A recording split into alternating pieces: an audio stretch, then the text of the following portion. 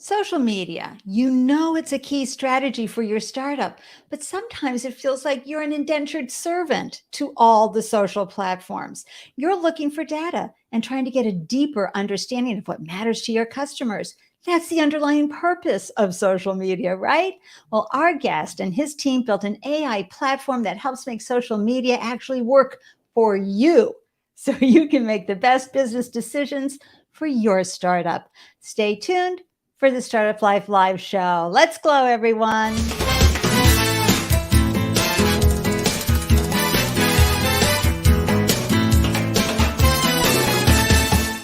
Hello and welcome to the Startup Life Live show. I'm your host, Ande Lyons, 4 times founder and startup champion to founders around the world. And after raising 4 businesses of my own, oh my gosh, what you're going through every day, I have a deep appreciation for all the high levels of uncertainty and those moments where you're like, oh my gosh, I feel so amazing. And the other moments, which could be like minutes later, right? Where you're going, oh no, this is a disaster. I'll never recover. This is a roller coaster ride you're on, and I am cheering wildly for you because you always win when you launch a business, no matter what happens. And I'm deeply grateful that you carved out time to tune in and up your founder game, because as you do better, your business will do better. And the conversations we have here in the Startup Life Live show, we're talking about solutions and strategies, but also insights and inspiration to help you on your founder journey.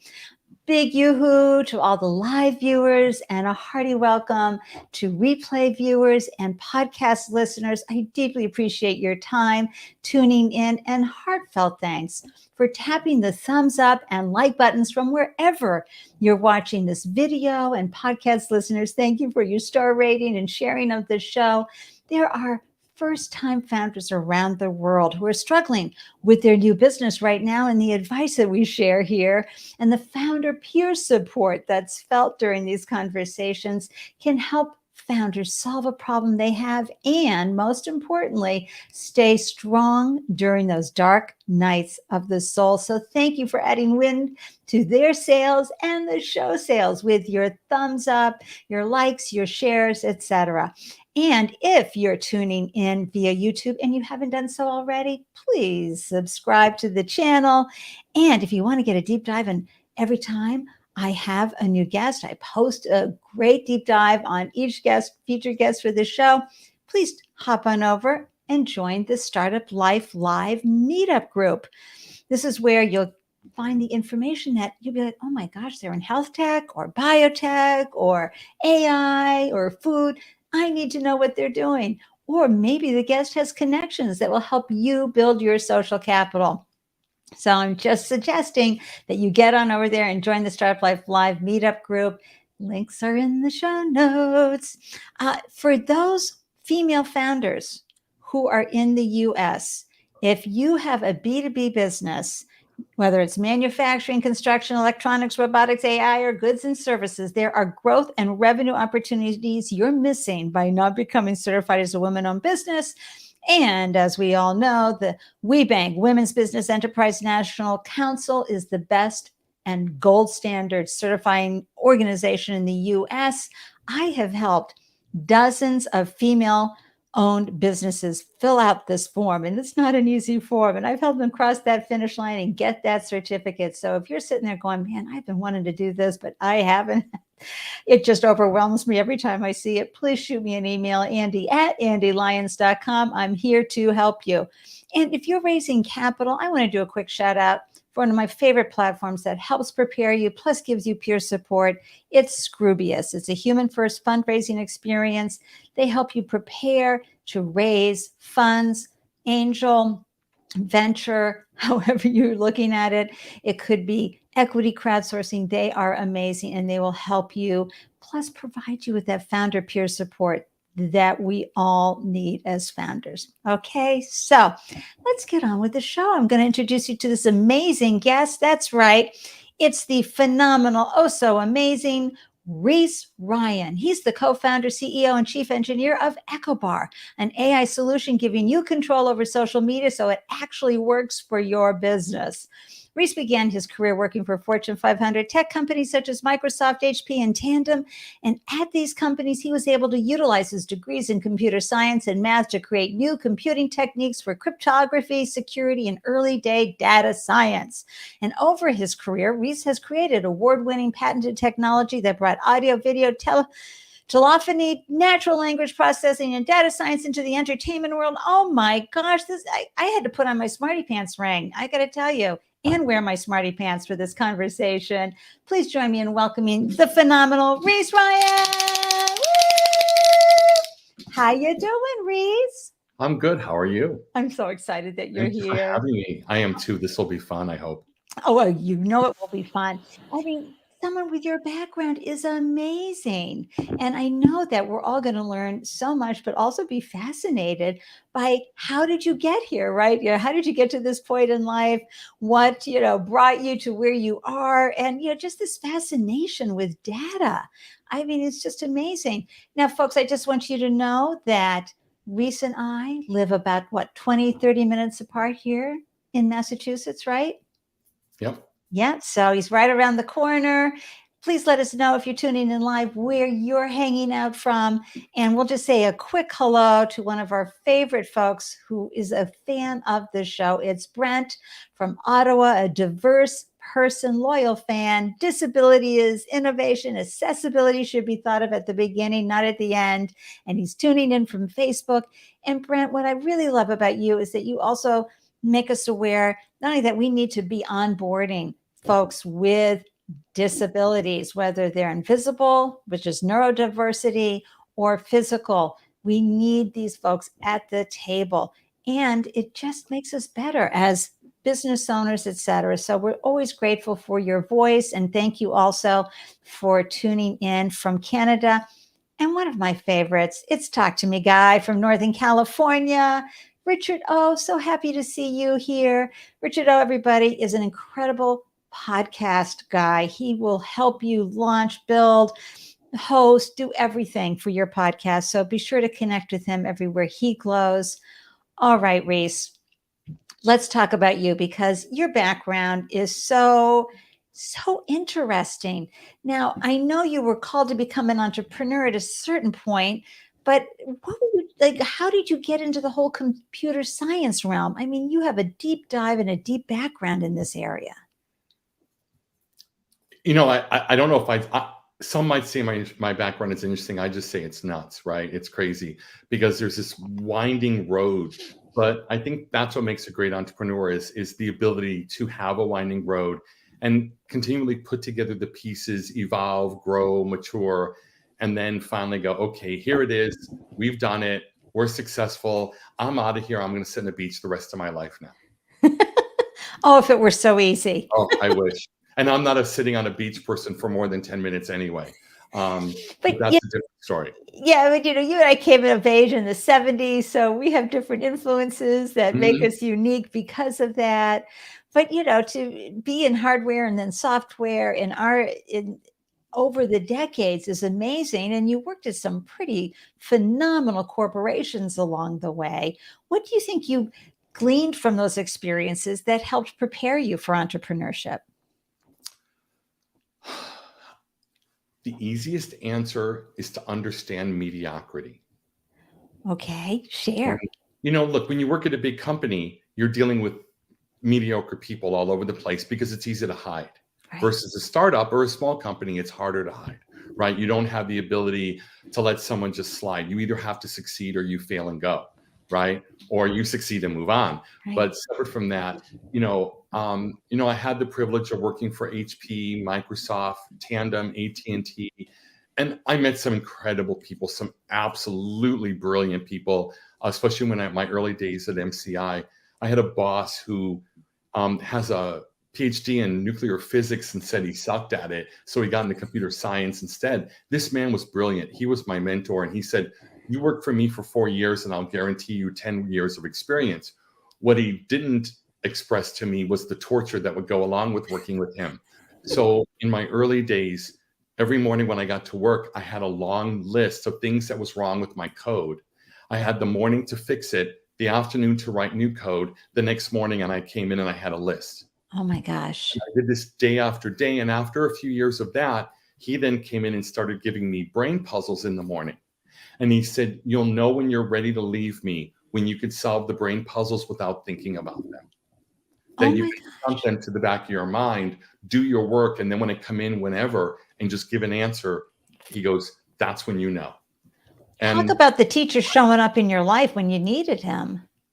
yes, and goods and bads, right? But he was brilliant and he was great. And 10 years experience, I would say more like 20. So, Yeah. In your young days, you can afford the risk, you can afford the torture and all Right. the Nobody, negative. you wouldn't tolerate that. Nobody would tolerate that after a certain age No, today. no, I But it wouldn't. was I wouldn't ideal do for it, no. that. And then how did you get over into the entertainment world?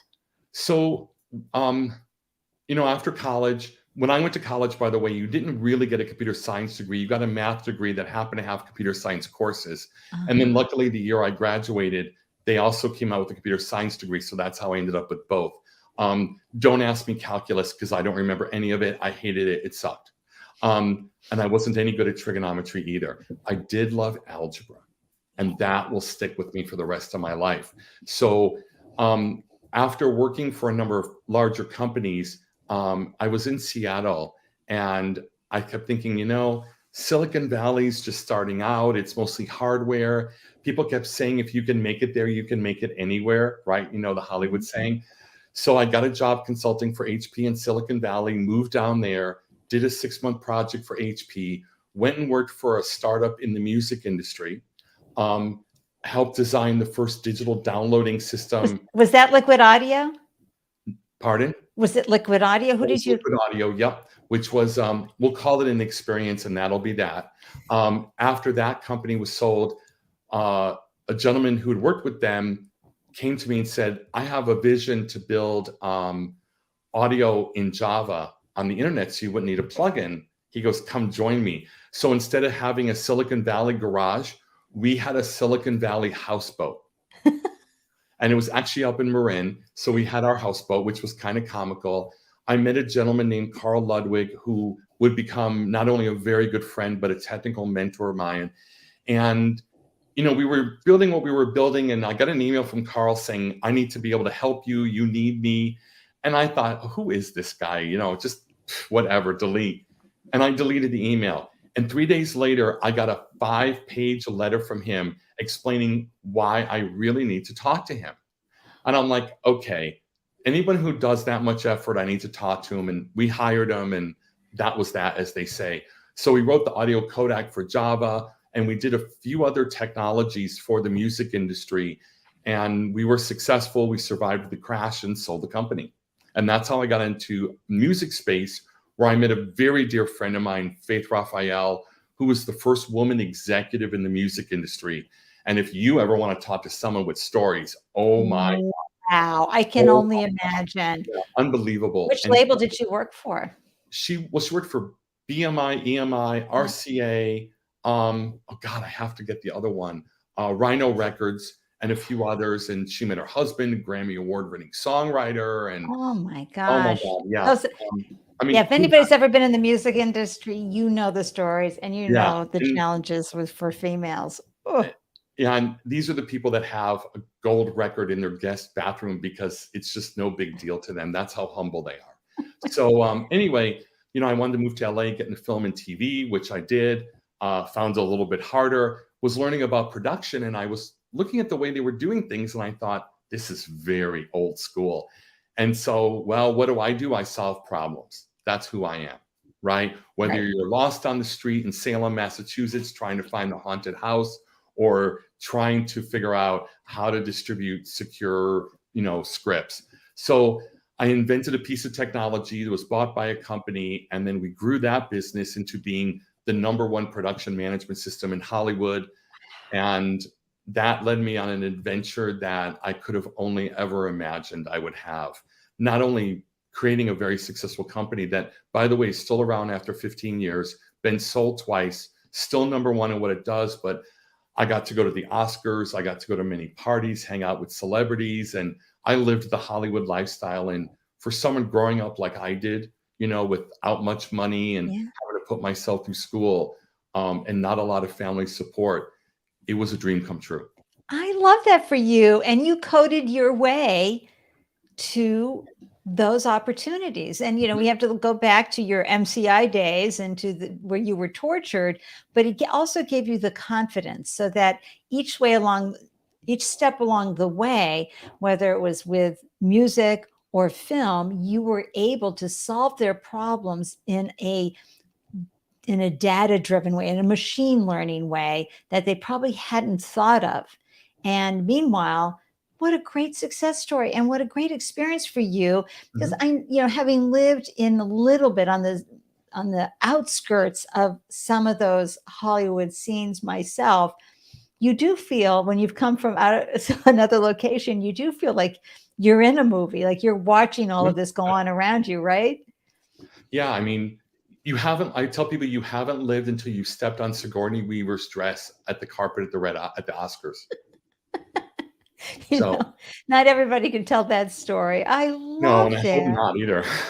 But, look at all these great experiences that help prepare you again because, founders, and I want to remind you, I mean, look at the journey that Rhys has been on, preparing him day after day, year after year for who knows what's next. All right. So no matter what you're going through, you are being prepared. Your knowledge is increasing and you're getting better and deeper understanding of not just how to be an entrepreneur, but how to live your dreams, how to figure things out in your life so that your intentions become actual reality.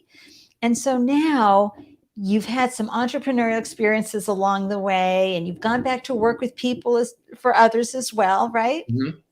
And along the way, what happened that Ekkobar came about? And also, before I do that, I always like to find out, did you have any role models of entrepreneurs in your life growing up that inspired you, or? There were none when we grew up. Yeah.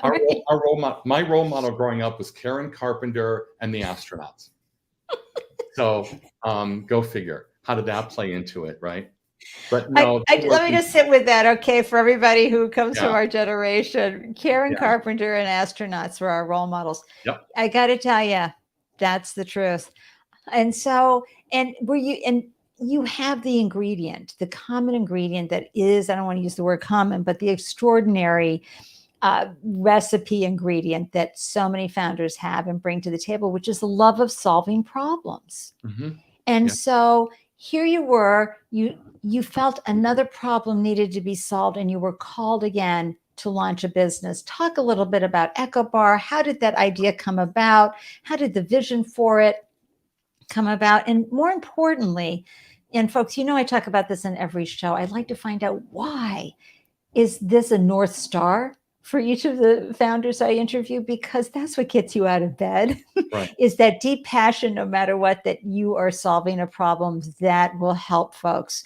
So how did Ekkobar and this vision come to you, and why is it your North Star? Oh, this is a Hollywood story in many ways. So we had sold Synchronize, which was the second company. And so now we're on I'm on my third startup called Call Please, which was founded by Greg Feinberg, executive producer from True Blood on HBO. Great guy. Oh my God, I can't say enough good about him. And we were doing our startup. Greg had mostly funded it. So he was like, if you ever take side projects and I don't need to pay you as much that month, let me know. And he was putting in a lot of money. So I was doing a project for a marketing company and looking at social media data and clout and other factors. And it just seemed wrong. There was something wrong with how they interpreted data. And I wrote up a report and they didn't care. I was like, okay. So afterwards, this kept really bothering me. And remember, I mentioned earlier about my algebra days. So I thought there's got to be a better way. So I started playing with linear algebra, and I wrote an algebraic formula to look at social media data to try to pick out who the right person is to match the right problem. And so I ended up writing this formula based on data. And then I took pen to paper, as we say, and coded it. And I didn't know what to do with it. So I think it sat for months, this code, like not even knowing what I was going to do. And then Greg was like, we were talking one day and he's like, yeah, we're trying to find a host for a True Blood special. And we want a celebrity who's a big True Blood fan. and it'll be all exciting. It'll be a live event. I'm like, who you guys got? And he goes, nobody. We've been looking for months. And I said, oh, you're never going to believe this. I got this software. He goes, no. I'm like, yeah. And he goes, let's try it. So I put in all this information, and who does it spit out? Adam Lampert from American Idol. Oh my God. The guy looks like a freaking vampire, right? And his fans have got to be True Blood fans. Right. Greg was like, that's inspired. And he hangs up the phone, and then he calls me back a few minutes later saying, I called HBO marketing. They had just hired someone, a comedian from a TV show, and I'll refrain from saying who it is. This person has no affiliation with True Blood fans. Her fans would never even like True Blood. So anyway, that was that. The special came out. It was a disaster. It got ripped apart in the trades. I called Greg on Monday, and Greg's like, don't ever mention this to me again. I had nothing to do with this, and I don't want anything to do with it. He goes, but you should turn that code into a business. Because look how quickly that code provided the ideal person based on social listening. Yep. And so that was the formation of Ekkobar. Now, oddly enough, that code doesn't exist anymore because we've evolved quite a bit and pivoted, which as an entrepreneur, you understand the concept of pivoting the right way. So, and that's a classic story. And I'm just going to have a little moment here because I'm having an Andelicious moment, everybody. Let me just take a second.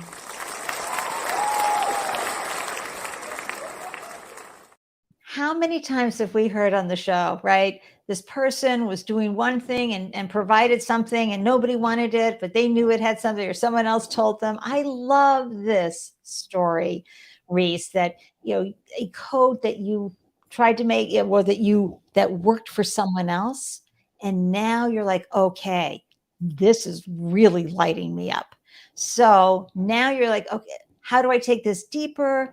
And how do I create an MVP? Because you have to have your minimum viable product first, folks, so that you can say, okay, now let me create and prove my value prop. What was your story around that? How did it work for Ekkobar? Sure. The thing I'll say too is, a lot of people think we have the answers when we begin. We don't even have the answers when we end, right? And so we started out one way, and then I'm like, okay, I got to really learn the data. And so I spent a year learning the data and figuring it out, where the value was and what worked and what didn't work, and how certain things played out. And I, wrote more algebra, God help us all. And as I'm going through it, I'm going, I understand data really well. I'd done a project for NOAA. I understand big data, but I wasn't a data science guy. So I thought, I'll get a data science degree. So I went to Harvard and I got an advanced degree in basically data science, although they called it something else, because I knew that was what I needed to do to be successful as a founder. Right. And that's up your game. Right. And that's the difference between an adult and a child. Yes. Entrepreneur. Right. Not to pick on the young ones, but who goes back to school in their 50s to get a master's just to build a company? So we spent 5 years building Ekkobar with me and my co-founder to make sure we had all the right pieces. We had all the right education. I went and got experience on FinOps, scalability in the cloud. Right. And I went to work for some big companies that you can see them on my LinkedIn. I mean, it's about learning and growing, and we would build something, we'd show it to potential customers because my co-founder and I, we have a lot of contacts in the entertainment industry, and they'd say, I like this, I don't like this. We'd go back to the drawing board.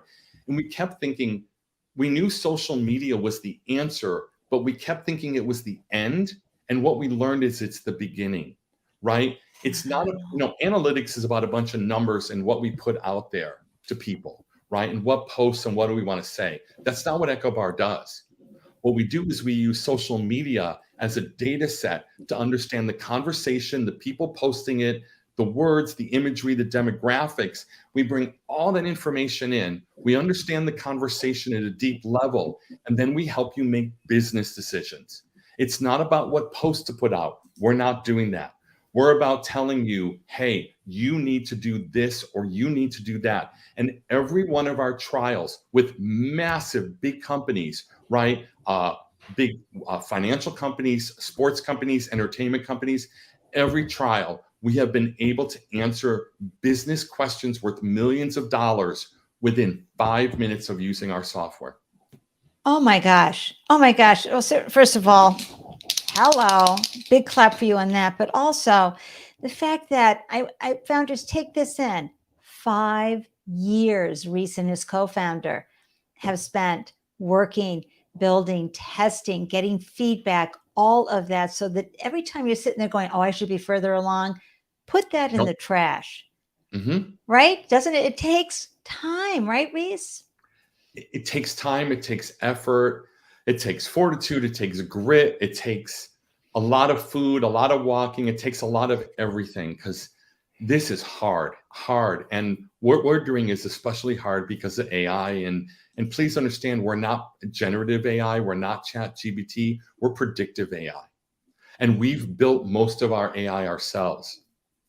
Wow, that is so amazing. I just want to say a quick hello to Peter across the pond in Old London. Peter, we are diving deep into data today because we have, really the Sheldon of data behind us here with Rhys, Ryan, and just remarkable information and understanding how to use machine learning to help us make better business decisions. But earlier we were talking about how Karen Carpenter and astronauts were Rhys's inspiration in the 70s because we didn't have entrepreneurs. Just a sidebar there. And Natalia, how are you? So Rhys, Natalia has this amazing biotech company for home testing. Outstanding. And so we just love when she swings by and says hello. And she's local as well. She's in Brooklyn. Oh. And hey, Laura, so happy to see you. And thanks for connecting. Laura, I know Laura. Laura is great. Oh, yeah. She's a lot of fun and she gets it. Trust me. Yay. Oh, I love that. From iHeartMedia. We love that. And thank you, Peter, for the okie dokie there.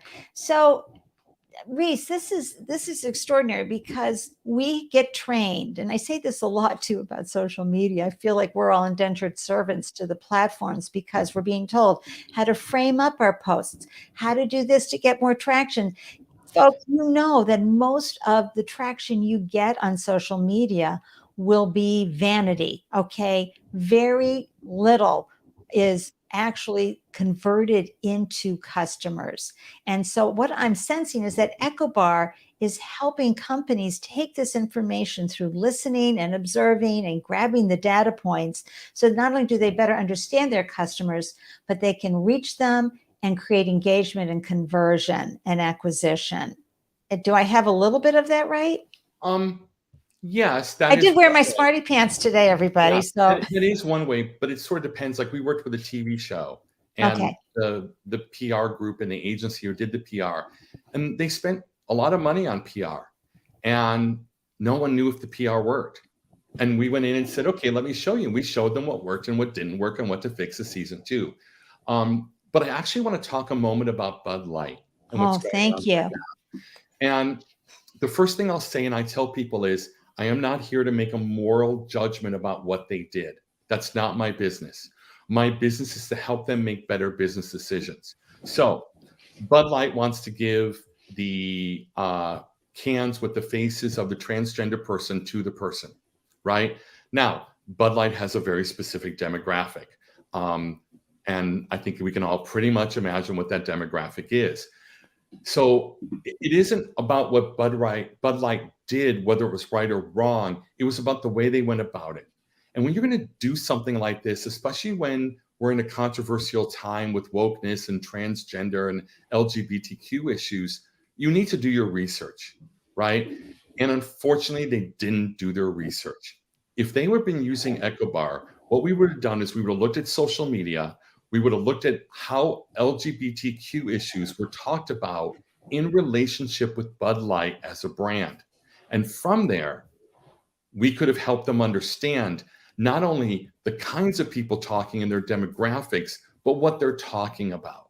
And that could have easily influenced their decision. And maybe it would have been, hey, we still want to send the cans of beer, but we're going to say to them, hey, look, this is just because we want to do it, not because we need you to promote us, right? So they did something which I'm sure they believed they thought was right. They might have done it for promotion, but they didn't understand the repercussions. right? Now they're in crisis mode. And instead of using social media to understand the conversation and the crisis, they're out there saying things blindly. And again, we could have told them exactly what was going on. The flip side is I'm going to go to NASCAR. Remember when NASCAR banned the Confederate flag? Forget whether it's right or wrong. It's nothing about that.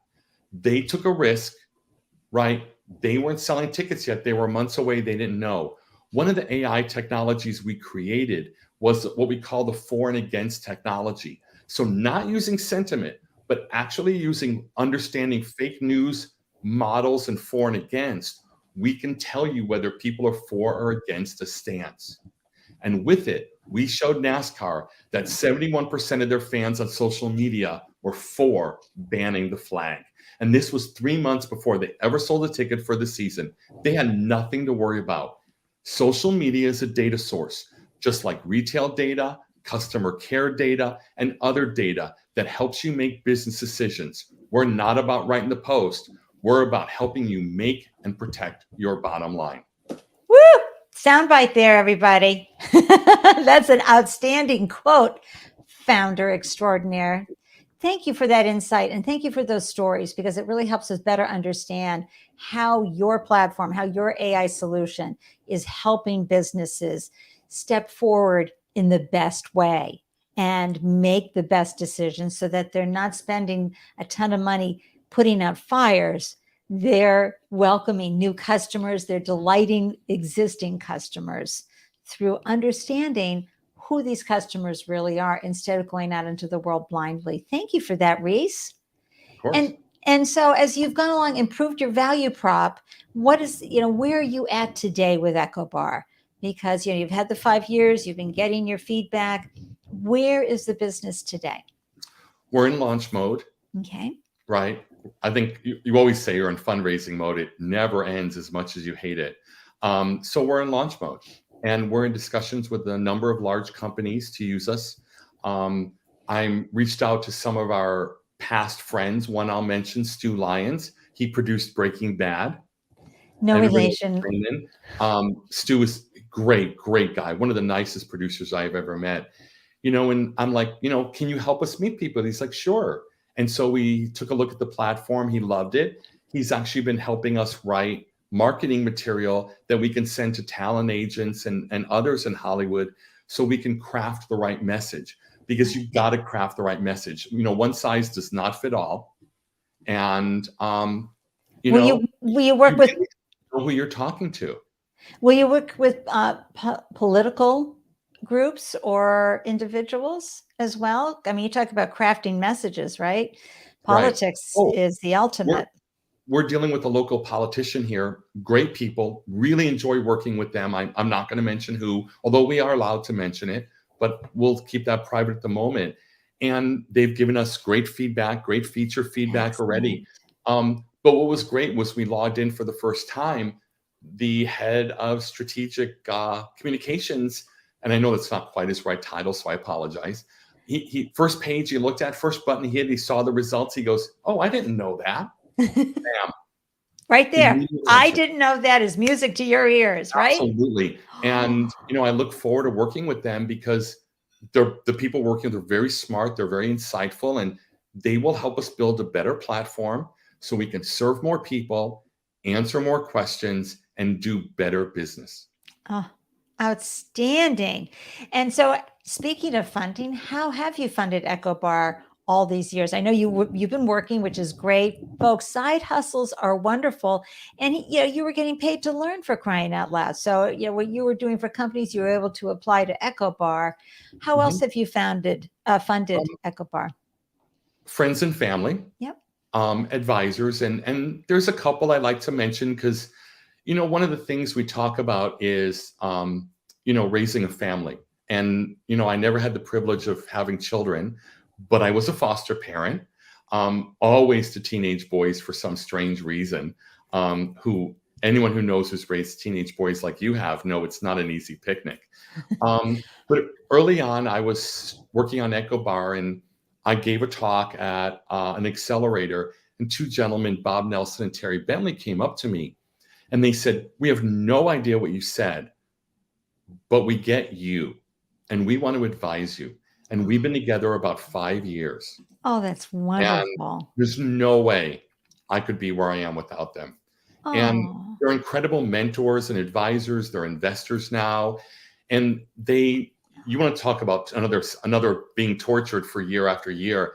We would go through pitch practices and they'd say, here's what's right and here's what's wrong. And I'd say, okay, how do I fix what's wrong? And they'd say, go learn it.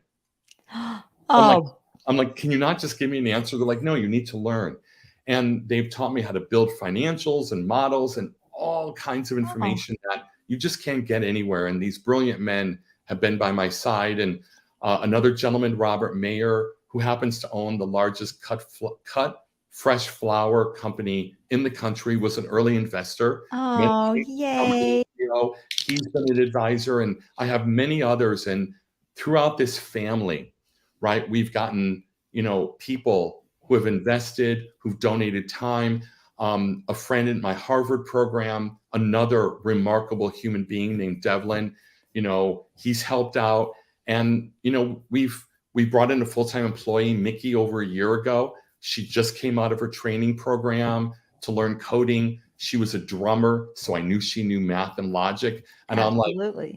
and I said to her, you come work for me for 4 years. And then 10 years of education. And she's been absolutely amazing to work with. And she's learned so much. I have a lot of trust and faith in her. And that's what it takes to build a company. Yeah. You need your mentors, you need your advisors, you need your team, you need your family, your friends. I have 2 dogs, my girls, who I love dearly. You need it all. You do need it all. Oh my gosh, that's such outstanding founder advice. And I just love that you shared who added wind to your sails. Our advisors and investors and folks around us, they're the ones who believe in us. And you can be coached, you can be mentored, but it's people who believe in you that will help you win, founders. It is absolutely key. And that's what you've been able to do and surround yourself with. So thank you for sharing those names. Hey, Mickey, or maybe you're Mikey. No, that's the Mickey who I hired. Oh, that's the Mickey that you just... Mickey, 4 years of learning, 10 years in a 4-year period. Oh my gosh. It's got to be just remarkable, Mickey, to be working with Rhys and under the umbrella of this remarkable organization. And what you have a lot of, Rhys, is what we call social capital. These are relationships you've built up over the years, but also the 2 guys that found you and said, we get you, and that's so important because not only are you a member of the LGBTQ plus community, but you are neurodiverse. Correct. And you have, is it Asperger's? Is that how you identify? So you've been able to navigate under remarkable circumstances, so many different landscapes, given your beautiful brain and how it thinks and looks at the world much differently than most of us do.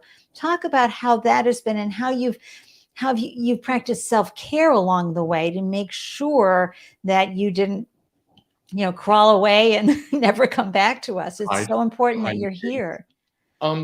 So the neurodiversity didn't get diagnosed until my late 40s. And that is actually because of my friend Faith in the music industry, because she had a neurodiverse brother, her husband, her kids. So she's like, I think you need to get tested. Right. I said, oh, no, I'm just crazy. She goes, no, you need to get tested. And I did. And come to find out I have Asperger's. During my first startup in the music industry, my VP of marketing, Suzanne, who is a very dear friend as well, she got me media trained. And that really helped a lot. It taught me how to talk to people, how to craft messages, how to talk in front of people. And, and I would do, the press junkets and the analyst tours. And that was a lot of torture too. And then I had occupational training, my therapist, Randy, all of this played into it. Right. I still get terrified. I was nervous before this. Last week, I was at Startup Grind, which is a very large startup conference out in San Francisco. And I had to do a 60-second pitch. I was terrified, absolutely terrified. Well, whether you're neurodiverse or not, that's still terrifying. No, but then you add the neurodiversity on top of it and you're a freaking mess. You're a total mess. All I can say is thank God for cinnamon rolls for breakfast. So that helped a lot. But I have no filter, and I have to learn how to get around that in work. Yeah. And I have to know how to be able to listen and realize that I'm not the end, I'm just the beginning. Right. And a lot of times neurodiverse people don't understand that. We don't think of it in terms of stepping back and turning it around to who we are, right? And going, well, wait a minute, where are my strengths? Where are my weaknesses? How can I grow? Who do I need to know? What do I need to read or watch? And, I'll watch documentaries and, all specials and try to figure out what am I doing? And my advisors recommend books and I read them, right? And I just keep trying to figure out what makes me right to do what I need to do to help my customers succeed. Because at the end, it is about the customer. Right. And taking your beautiful brain and making sure that you give it the training, exercises, everything you need so you can show up as your best, fully expressed, but also, helping others around you understand that this is how you be. And sometimes you don't have the filter, but show everybody how your fidgeter that you're using, because those things are very powerful to help stay focused. I'm constantly playing with things, especially when I'm in meetings with, very high-end people, and luckily they don't see it. But the other thing too is, when you ask about being a founder and, those days when you're down or feeling inadequate, it happens all the time. And I'm a positive, optimistic person, but trust me, there are days I do not want to get out of bed. I just want to cuddle with my girls, and watch TV. And I thought, what are a couple things that I wanted to make sure I said? And the first thing is to realize that this will happen. It happens a lot. Deal with it. You're going to be down, right? The next thing is you have to realize you are you, right? So don't try to be someone else, right? As they say nowadays, be your authentic self. Next, the life of an entrepreneur is lonely. I've been single a lot of my life because of that. And it's just what it is, and you can't change that. Next, you got to take care of yourself, right? And that's a very hard lesson for people to learn, and I've had to learn throughout the years. Next, ask for help. Text a friend, call a friend. What do I need? How can you help me? Let's go out to dinner. I need a drink. Let's walk around the block, right? And then lastly, and most importantly, watch Star Trek. Okay? And that is a funny statement, but I will tell you, those that understand Star Trek know what they get from it. And this season, of course, I've been watching Picard. Brilliant writing. I'm so jealous because I love to write. And I am a published author, and I've written 5 screenplays. I wish I could write like these people are writing. But I will tell you, when you watch the show, you feel good. You feel inspired. And you see this family struggling to accomplish something. And then you realize you have a family with your advisors and your investors and your team, and you realize you can conquer too. Yep. And that's the value of Star Trek to me.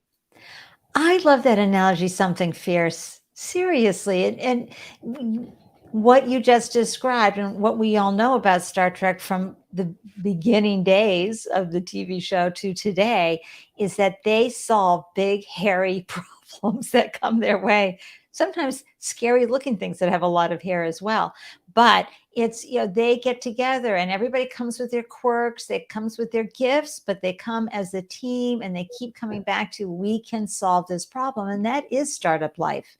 Mm-hmm. You are figuring the disasters out, whether it's the Klingons are coming to take over your ship, whatever it is, or a weird virus that stops things in its everybody in its tracks.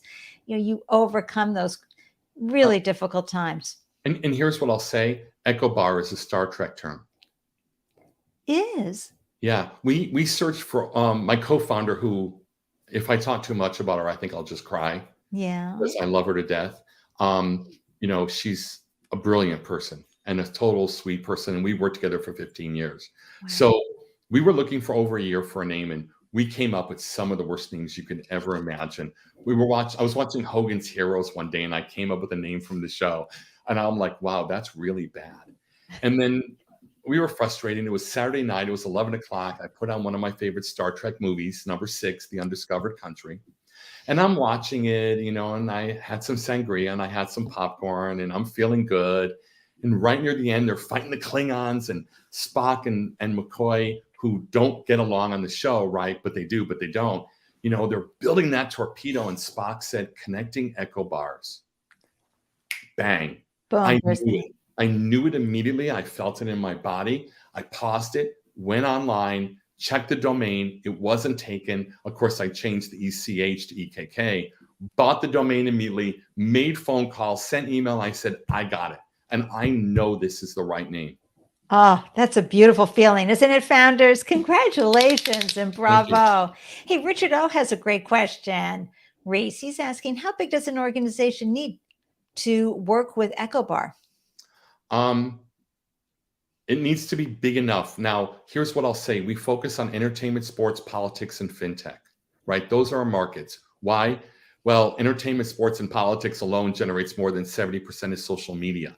Now, there's a lot of segments in entertainment. There's film, TV, fashion, beauty, music, gaming, theme parks, et cetera, right? And we all know what politics is, and we all know about sports and finance. So, you know, we met people at Startup Grind that had nicely successful smaller businesses, but they weren't in our target market. They weren't getting enough conversation on social media. Yeah, so it's a combination, not just of revenue, but presence, social presence. Right. You know, Bud Light, for example, NASCAR, these are big companies. You know, I mean, all these companies, you just need to be big enough to have enough conversation to be able to get value out of how we can help you. You know, and you've had this fascinating journey, Rhys, and success has been your idea of what does success look like? What does it feel like? I am sure that has come in many different evolutions over the years, especially as you've gone deeper into your abilities and data science, et cetera. What does success look like today for you, as well as in a few years with Ekkobar?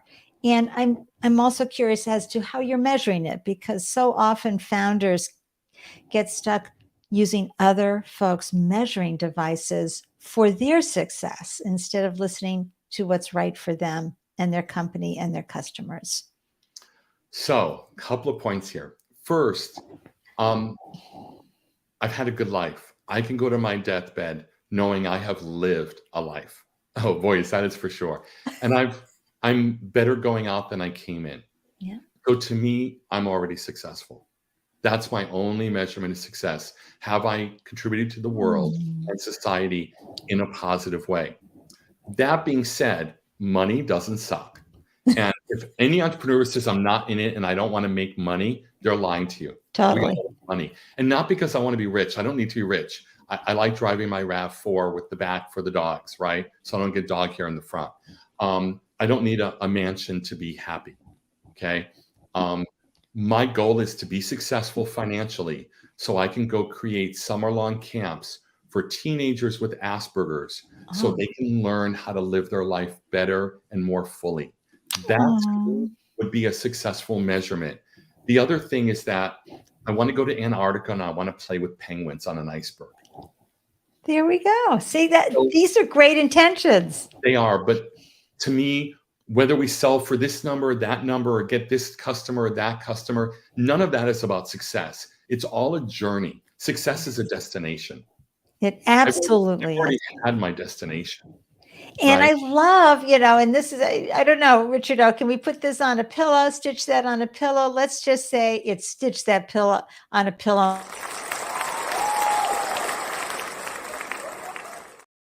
I'm going out better than when I came in. Mm-hmm. And I love that. That is a wonderful perspective. So you have already succeeded. And so often, you know, folks do get caught up in the success measurement because they think they haven't done enough or they aren't enough. And so sometimes you need to embrace what is, but also, you know, hold on to those dreams. What does, you know, legacy look like for you? And I love your legacy idea of being able to create a place where people feel they belong. At the same time, they're going to get trained to be in the world so they can get the best out of the world. I have a dear neurodiverse gentleman with Asperger's friend, and he said he was so happy. He's 63, and he told me today he's so happy his parents didn't put them in an institution, which they had been advised to do, that they taught them how to live outside in the world. Isn't that beautiful? Mm-hmm. Yeah. So anyway, I love your dreams. I love your success. Please let everybody know, how has entrepreneurship served you, Rhys, Ryan, both personally and professionally? You know, I was thinking about this question and I'm just like, has it made me a better person? You know, it's taught me a lot. Okay, great. That's made me a better person. I've learned to be a better business person. I've learned to be a better technician. I've learned how to be a better thinker. I've learned how to solve problems. I've learned how to handle crises. So experience is experience, whether you're an entrepreneur or not, right? If you can learn from it and grow, you're going to be hopefully a better person, as we all try. But the thing I've learned more than anything is that I can rely on myself. And that's the simplest answer, right? We need our friends, we need our family, we need our advisors. I need Bob and Terry and all these other great people, and Robert and Devlin, all of them in my life and business side. But I've learned to rely on myself. So when I'm down, I can say, okay, Rhys, you're having a down day. What can you do work-wise and still accomplish?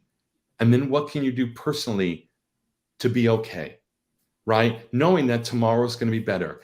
You know, one of the hardest lessons I learned from my therapist in my 20s was, if you're feeling sad or down, feel it, own it, be Absolutely. it, right? And get through it and be proud of the fact that you allowed yourself to feel it. Oh my God. Thank you for that. Thank you. Thank you. Peter, I'm with you. Peter's saying, I am amazed. Well, I am You know, too. just me. It's nothing. It's like, this is just who I am. And, Yeah. it's just me and what I do. And I love what I do. And I love participating in building, and I love living life. And, at the end of the day, hopefully I will, if I've changed, like they say, change one person's life, you've done good. I'd like to change a little bit more than one. Yes. So you're touching lives every single day. I am so grateful that you joined me for this delicious conversation. So insightful, so informative, lots of wow, mind-blowing moments as well. But I'm very excited for Ekkobar, and I'm very excited for you for this next chapter. This is a whole nother rich, fulfilling way that you're serving the world. And then, okay, Richard O, we're going to have a stitch that on a pillow for rely on yourself. Thank you for that, Richard. I'm going to put that into the comment section. That's so true. Any last thoughts before I pop you in the green room? And you be sure to stick around, okay, so I can give you a hug. But any last thoughts for everybody before I wrap up the show? God, there's so many stupid bumper sticker slogans I can think of. I won't go there. The only thing I'll say is, fundraising is hard.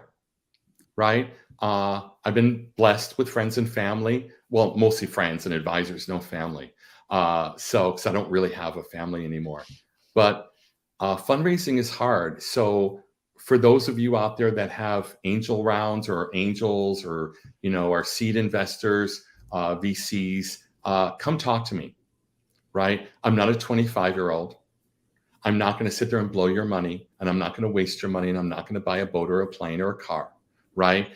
I know how to manage money. I know how to be responsible. I know how to grow a business, right? Am I some cool, young, hot tech 25-year-old? No. I'm the safe, sane, stable investment that's going to return a good value for your money. And we're going to have a lot of fun building something. Oh my gosh. I love that, something fierce in the safe, sane, stable. Thank you for that. And thank you for sharing your founder journey and startup story and Ekkobar with us today. I know that you have changed lives and helped enhance and ease founders with their own journey with our conversation today. Thank you, Rhys. I'm humbled and honored to be on your show. And, you help a lot of people.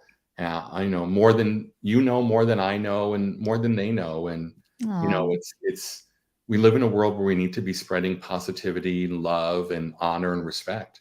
And have some good laughs while we're at it. Absolutely. because, it's hard enough. We need to hold on to each other and cheer each other on and know that no matter what happens, you will figure it out and you will be okay. And feel the feels is what I'm hearing too at the end of the day from Rhys Ryan. Thank you, Rhys. I'm so grateful for your time today. Thank you for having me. Oh, great.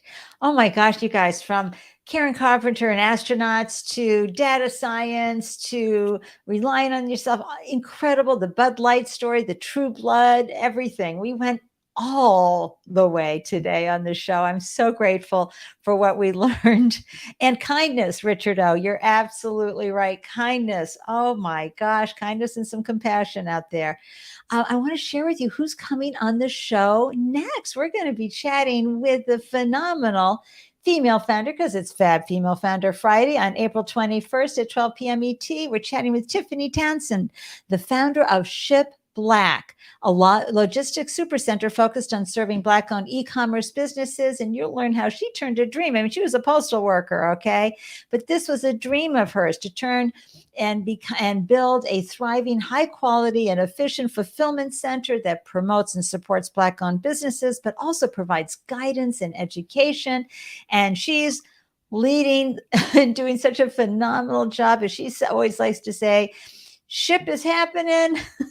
And there's a lot of great advice and insights she's going to share with us from her journey. And how do you know whenever I have a new show in the Startup Life Live show, you join our meetup group. Go to meetup group or click the bit.ly link in the show notes, Startup Life Live. And that way you'll get a deep dive whenever I post a new show. Oh my gosh, I'm so grateful that you carved out time to tune in and hear Rhys's incredible founder journey story and up your own founder game. Remember, reach out to him with questions, reach out to me. I'm here, but please promise me that you'll always remember you're braver than you believe, stronger than you seem. And as we say here in Boston, wicked smarter than you think. You've got this. You're a problem solver. I believe in you, and I'm cheering wildly for you. Be sure to reach out and connect on social with me. Give me updates. I want to learn more about what you all are doing. Until then, I'm wishing you a delicious day everywhere you glow. Mwah, it's from Boston, everyone. Cheers.